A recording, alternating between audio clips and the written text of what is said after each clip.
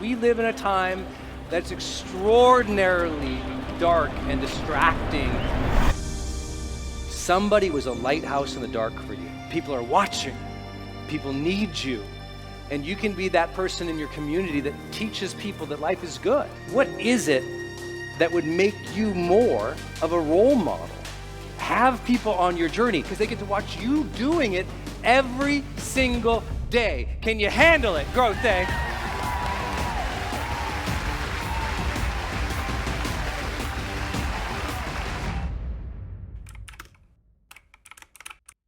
A friend of mine was my best friend in high school, and I was kind of a lost kid, kind of a rowdy kid, but I don't know, there was something that when I walked in this house, I just felt accepted, and I'd be happy, and I'd be a little more boisterous in my friend's house than I was even at my house. I'd walk in the house, because I knew he was gonna be fun, and he would see me, and he always talked to me like I was an adult. That never really happened to me. He talked to me like I was an adult. So I'd walk in there and I'd kind of be a little more, I'd be a little more outgoing, a little more active, and a little more fun with him, and he'd be that way with me. And I remember I'd be walking into the house, and every time I walked in the house, he goes, "Oh, here comes the president." And he was a lighthouse for me. No one ever told me I could be a president. They usually said, "Get out of my yard." So this was a different experience. Part of the dream. Part of a wanting good life was probably modeled for you. Somebody had it, somebody showed it to you, or somebody revealed to you you had potential. Somebody was a lighthouse in the dark for you. I want you to write their name down, or several of their names down right now. What did they teach you? You got that spouse who's struggling? They need your beam of light. You got the person on that team really struggling? They need that beam of light. Who do you need to be a lighthouse for right now? Sometimes we forget that that's who we are for others. What are you grateful for? Who was your lighthouse? Who do you need to be a lighthouse for? And fourth, how do you need to develop? What do you need to get better at? What do you need to change? What is it that would make you more of a role model? I can tell you, for me, it was communication skills. It was like I couldn't talk. I knew that I needed to learn how to talk if I was going to have an impact, because I was very uncomfortable. This is hard, but who's having a good time in Growth Day, LA, ladies and gentlemen? Okay.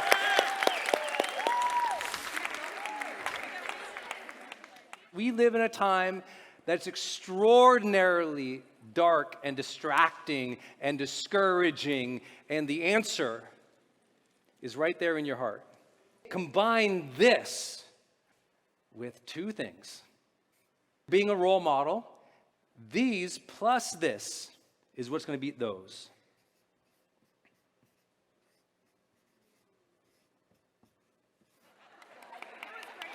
Yeah. Like that. This stuff, when this is more than that, you win life. When this is more than that, life feels great. It doesn't mean life feels absent from these, but these no longer slow your day. They no longer ruin your mood. What do you need to condition or develop or improve about yourself so that you can be better for others and achieve your dreams? I'm actually going to make it even more simple than that. Because I thought, what's more motivating that I can talk about after the break than this next concept today, which is the ruin. Let's talk about how we ruin our lives. Who's motivated? As we start being role models for others, as we start seeking an extraordinary life, we tend to ruin our lives, sometimes because we don't set a ceiling, right? We're just always on, always going, always burning. No time for fun, no time for family, no time for the joys of life or to experience it. Your ruin tends to be something you're actually going to like when you hear it, because I'm going to give you permission to stop doing it. And that is, we need to talk about your inability to say no. Can we talk about that, ladies and gentlemen? The ruin is The inability to say no. We got successful. We didn't have a ceiling, so we kept saying yes, yes, yes, yes, yes, yes, yes, yes, yes, yes. And we looked at our day. Every day's agenda is like, you have to set a strong barrier of no's in your life. But that's a discipline I think people like, yeah? Yeah. Oh, no, just me? Are you all here? Am I wrong, or do you guys like saying no?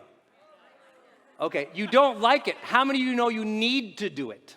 Okay. That's what I mean by the ruin. You don't like to do it, so you don't, but you know you should. That is what discipline means. How many people pleasers in the house tonight? Okay, yeah, look around the room. Oh yeah, a lot of people pleasers. Me too. I get it. I'm just like that. It's like I want all of my friends to be heard. All of my friends want me to read their book. All of my friends want to know how we do this email marketing. All of my friends want to know what systems we have. All of my friends, do you have 2 minutes that ends up being in an hour? And if I serve all those friends, nothing in my life would move forward. So we don't feel like it's safe. If I say no to everybody, they're going to be mad at me. Well, the best ones to have mad at you are your family and your friends and your team, because they know you and they'll probably be there in the morning. You have 1 million projects? Me too. Let me help you with your 1 million. Anyone? Okay. It's just like, it's not logical. It's an emotional compulsion to please people. And what I need you to do is have an emotional compulsion to live an extraordinary life. And it comes with the discipline of not ruining your life by saying yes to everything. I have all these auto replies saved in my email provider. Some of you are laughing because you've gotten it from me. It literally says, thank you so much for thinking of me and for the invitation. The challenge is right now, my calendar has been booked for months. I typically could book out 6 to 9 months. And so that means right now I'm working on projects that I'm obligated for other people and other responsibilities that have been here for months. And unfortunately, I can't take on your last minute request right now because I'm fulfilling all those things that were strategically planned earlier. I wish you the best, and I'm cheering you on. Brendon. I'd probably send that out 50 times a week. And this is friends, like, my book's coming out next month. Can you review it? And I'll send them a picture of all the books on this little table I have over that I have to review. I'm like, oh, these ones right here? Recording in progress.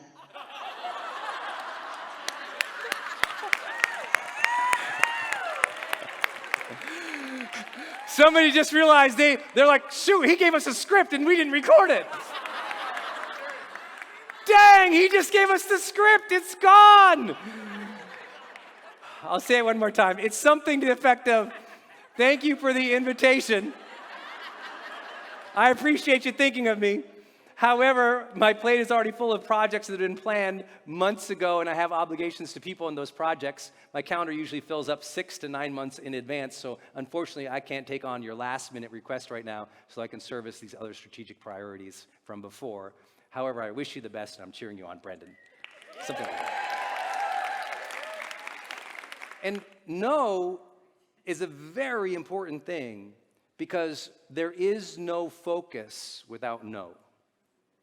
And it's not just saying no so that you have free time. It's saying no to unhealthy requests more. One thing I work with new athletes, like the ones who just signed the big contract, all of a sudden, their agenda is so packed full. And all those things seem like yeses. But then they can't reset for practice. They can't reset for playoff. They can't reset for Super Bowl. They can't reset. And as they're trying to reset, guess what? Everybody has to pick up the slack for them. So now they're the drama. The less you say no, the more you become the drama. I want you to be so proud of the hard boundaries you set. That like you're standing guard to this extraordinary life. Like you're out front standing guard to the extraordinary life. If it's not a high quality yes, it is a hell no. Y'all got it? Everyone say with me, hell no. Hell no. Okay, now just say no nice. No. Okay, see, either one, they both work. Next 30 days, give yourself a challenge. Be hyper vigilant about saying no. Ultra, we meet mid-month, we come back together. This will be one of the challenges that when we do our breakout, I want you to share with your Ultra members when we're online, what were the things that you said no to or the hard boundaries you left LA and you set in your life. Saying no is winning. Oh, I love that list. I'm like, oh, I said no to this thing, this thing, this thing. I'm like, that's great because I barely had time to do this thing, this thing, this thing. If I had said yes to that, I would have teetered over completely into chaos. Thank God I said no. Okay, we talked about the ruin. What about the rise? How do we rise? The rise is the rise of all boats. It means finding other people. It means your team. It means your network. It means we rise together. We live in a society where we've all pulled ourselves apart. The challenge is we're fighting all the battles alone. And when you fight a battle alone, you always lose. That's the problem. There is no great battle in history where there was one individual, right? The only example it would look like we have is David and Goliath. But we forget all of the strength and the support that was behind David, let alone with him. Most of us think that we're on like some kind of like, hopefully this, and we achieve that, right? Because we're always just by ourselves. So we have our ups and downs. But it's funny, when you get more people on that same journey, it's like that.